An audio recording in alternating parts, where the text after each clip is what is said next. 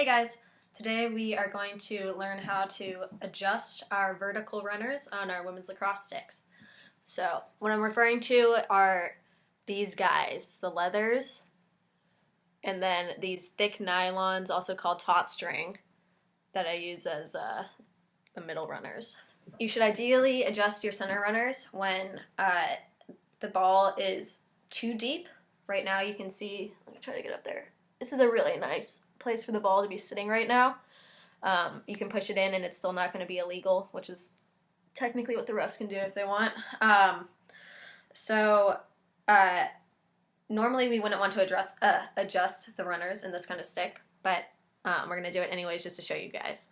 So if it was like that, and if it's like that without me pushing it down, then that's the time to adjust your runners and make them legal again. So I recommend first pulling down on these guys, your outer leathers, or your outer runners if you don't have them.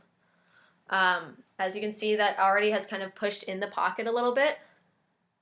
I haven't really touched it besides the leathers, so it's already flattened the bottom.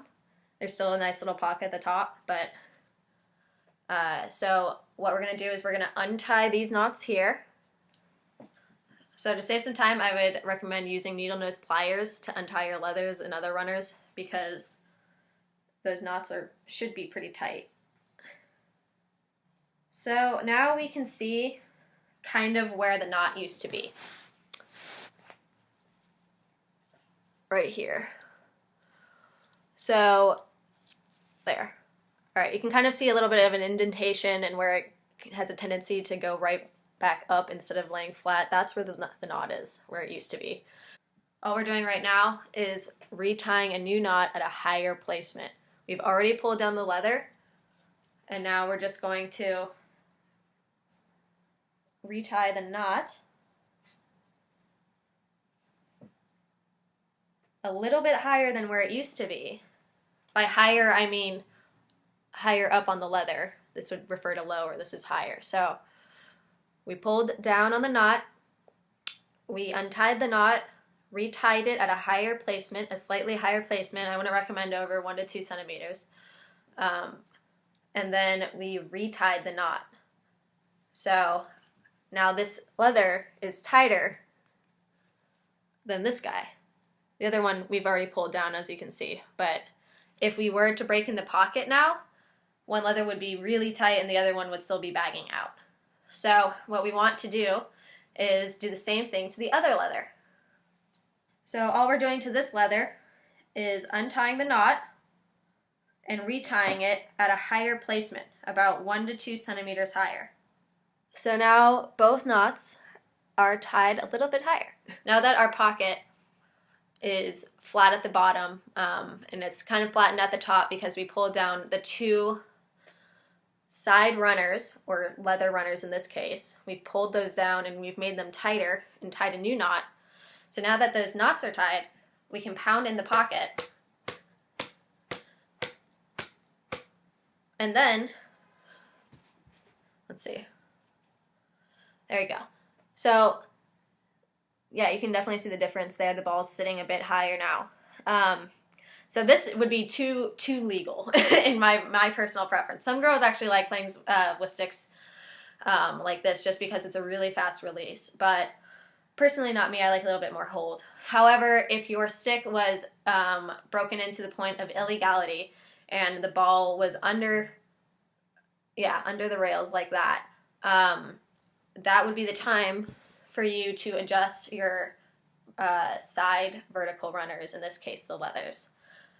What that does is it brings this part of the pocket, the middle part, the good part, the part that we like, where the sweet spot is, it brings that entire pocket up without flattening. So I remember when I was in high school, I used to always tell my teammates, and I would practice it myself, that just pull down on all of your leathers, or on all of your runners, and then retie. I don't recommend doing that anymore just because that is going to flatten out the entire pocket and make all the vertical runners one tension, and that's not what you want. You want these in the middle to be a bit looser, a little bit more flexible, and able to have a little bit more ball feel. So I would really recommend just tightening the side runners at first. And then if your pocket is still illegal, that's the time to go ahead and retighten these middle runners here. So let's say you had a rainy practice and you left your stick in the car and you didn't take it in and leave a ball in it in the pocket where you want the pocket to be developed. That's what I recommend you would do in a rainy day situation, but a lot of people don't do that, and they just leave their stick in the car or in the garage or something, and then you come back to it the next day and it looks like that, where it's a complete tennis racket and it's very difficult to catch and throw easily. So in that circumstance, I would recommend first trying to break the pocket back into its normal place. You have to kind of examine how badly it's basically been tightened by the rain. So use a pocket pounder or start hitting the wall just to see where the pocket's at. Since we just tightened this guy, this is still a little flatter than I would normally like. As you can see, yeah, the ball's, it's definitely legal and it's playable, it's just not great. So I, in this circumstance, would start by untying your leathers again. All right, so these guys are both untied now.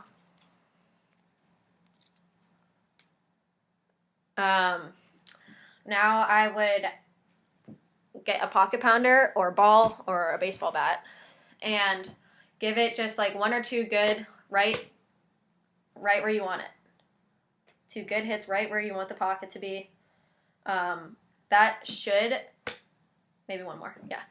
That should bring the leathers back to a good spot where you would want them to be able to channel the ball, but not be so tight that they're really holding onto it and basically making your stick illegal, or being so flat and tennis rackety that it's not grabbing the ball at all. So it's something that you kind of have to feel out, but this looks pretty good. I like how the ball is staying there without really moving on top of the leathers or anything. So what we'll do is we'll go ahead and tighten, or not tighten, we'll go ahead and retie the knot in this new placement. So now what we've just done is we've retied these two knots after we've broken in the pocket a little bit without having knots. And what that did was that brought the leathers up just a little bit so we can have the ball sit in a nice, desirable spot.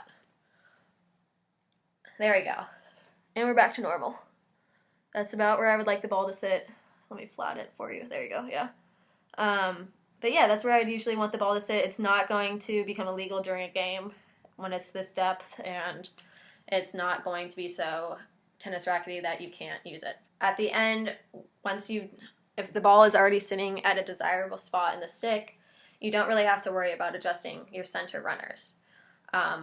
If it is still too tight and your center runners are just not providing you any pocket or channel or anything at all, then yeah, of course, go ahead and do the exact same thing to your center runners, where you untie the knots, give it just one good pound, and then retie. And see where it's at. Be delicate with it. It's a process. You might get frustrated, I understand, but it's totally worth it to make sure that your lacrosse stick is going to perform at its best ability so you can perform at your best ability. So I hope you guys enjoyed watching, and I really appreciate all the support. Thanks. Bye.